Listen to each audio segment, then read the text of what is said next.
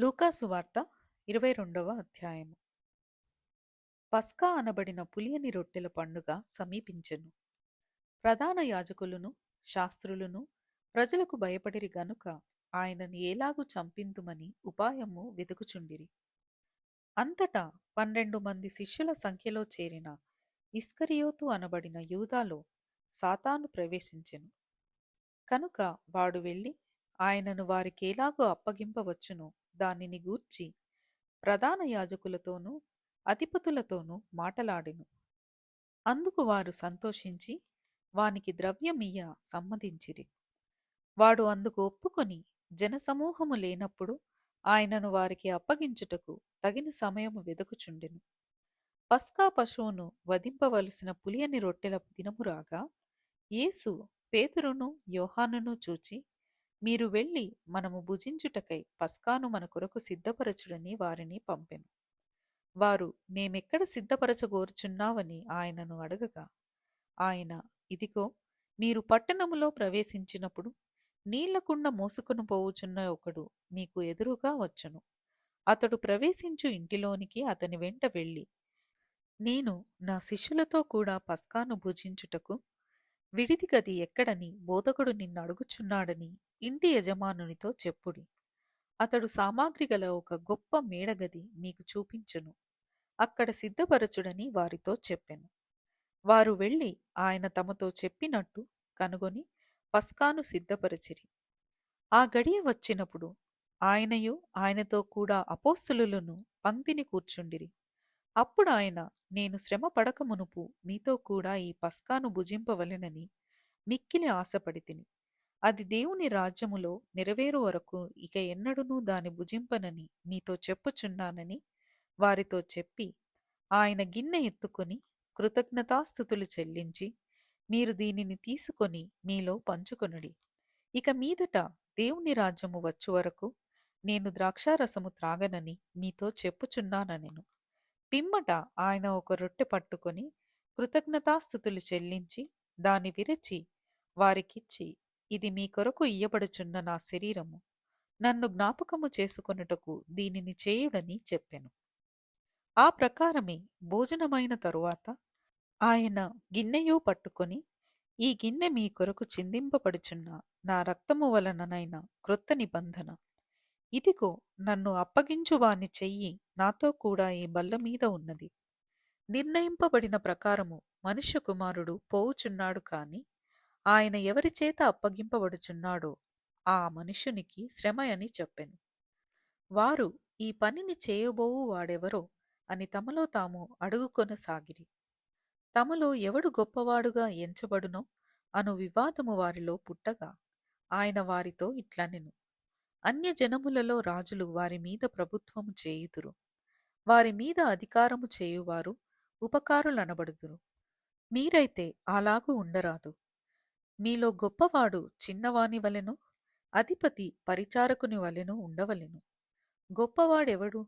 భోజన పంక్తిని కూర్చుండువాడా, పరిచర్య చేయువాడా? పంక్తిని కూర్చుండువాడే కదా. అయినను నేను మీ మధ్య పరిచర్య చేయువాని వలె ఉన్నాను. నా శోధనలలో నాతో కూడా నిలిచియున్నవారు మీరే. కనుక నా తండ్రి నాకు రాజ్యమును నియమించినట్టుగా నా రాజ్యములో నా బల్ల యొద్ద అన్నపానములు పుచ్చుకొని సింహాసనముల మీద కూర్చుండి ఇశ్రాయేలు 12 గోత్రముల వారికి మీరు తీర్పు తీర్చుటకై నేనును మీకు రాజ్యమును నియమించుచున్నాను.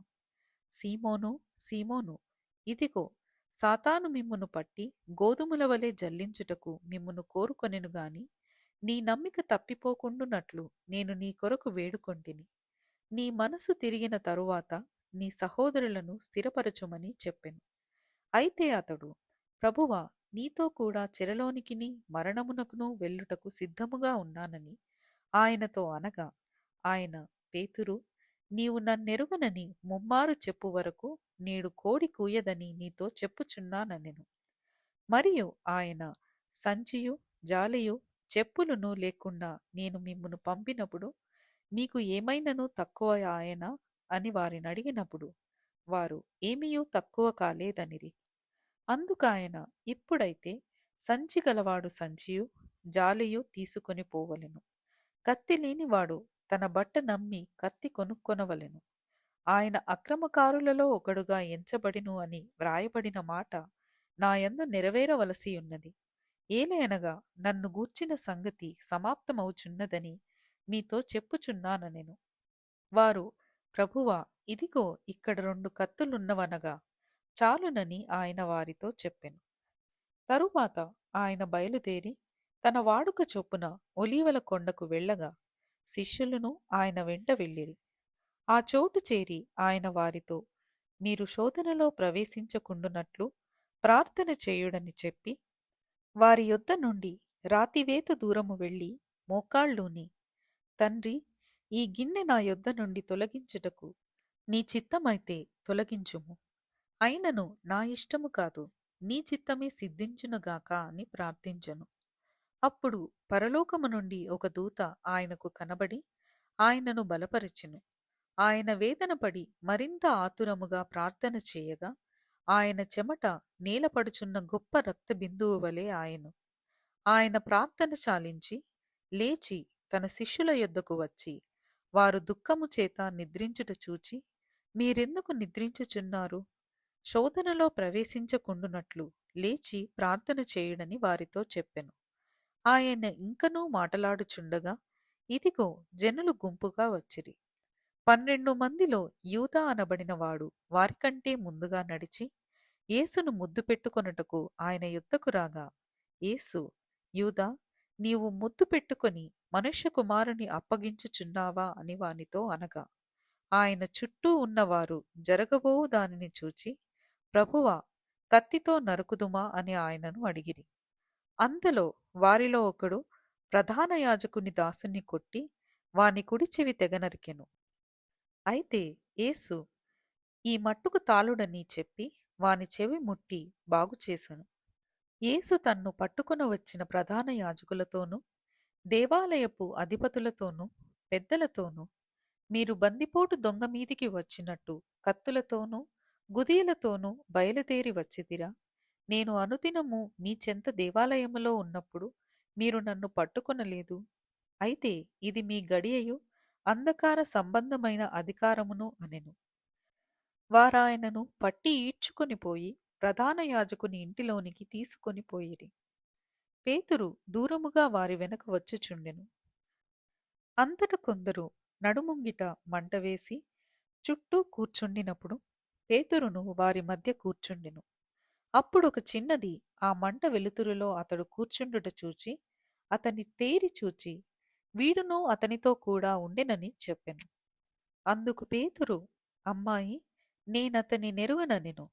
మరికొంతసేపటికి మరి ఒకడు అతని చూచి, నీవును వారిలో ఒకడవనగా పేతురు, ఓయి, నేను కాననెను. ఇంచుమించు ఒక గడియ అయిన తరువాత మరి ఒకడు, నిజముగా వీడును అతనితో కూడా ఉండెను, వీడు గలిలయుడని దృఢముగా చెప్పెను. అందుకు పేతురు, ఓయి, నీవు చెప్పినది నాకు తెలియదనెను. అతడింకనూ మాటలాడుచుండగా వెంటనే కోడి కూసెను. అప్పుడు ప్రభువు తిరిగి పేతురు వైపు చూచెను గనుక పేతురు, నేను కోడి కూయక మునుపు నీవు ముమ్మారు నన్ను ఎరుగనందు అని ప్రభువు తనతో చెప్పిన మాట జ్ఞాపకము చేసుకొని వెలుపలికి పోయి సంతాపపడి ఏడ్చెను.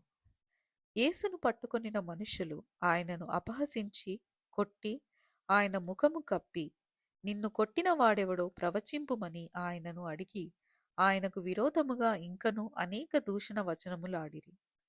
ఉదయము కాగానే ప్రజల పెద్దలను ప్రధాన యాజకులను శాస్త్రులను సభకూడి ఆయనను తమ మహాసభలోనికి తీసుకొని పోయి, నీవు క్రీస్తువైతే మాతో చెప్పుమనిరి. అందుకాయన, నేను మీతో చెప్పిన ఎడల మీరు నమ్మరు. అదియుగాక నేను మిమ్మును అడిగిన ఎడల మీరు నాకు ఉత్తరము చెప్పరు. ఇది మొదలుకొని మనుష్య కుమారుడు మహత్యములు గల దేవుని కుడిపార్శ్వమున ఆసీనుడగునని వారితో చెప్పెను. అందుకు వారందరూ, అట్లయితే నీవు దేవుని కుమారుడవా అని అడుగగా ఆయన, మీరన్నట్టే నేను ఆయనను అని వారితో చెప్పెను. అందుకు వారు, మనకిక సాక్షులతో పని ఏమి? మనము అతని నోటి మాట వింటిమి కదా అని చెప్పిరి. ఇంతటితో లూకా సువార్త 22వ అధ్యాయము ముగింపు.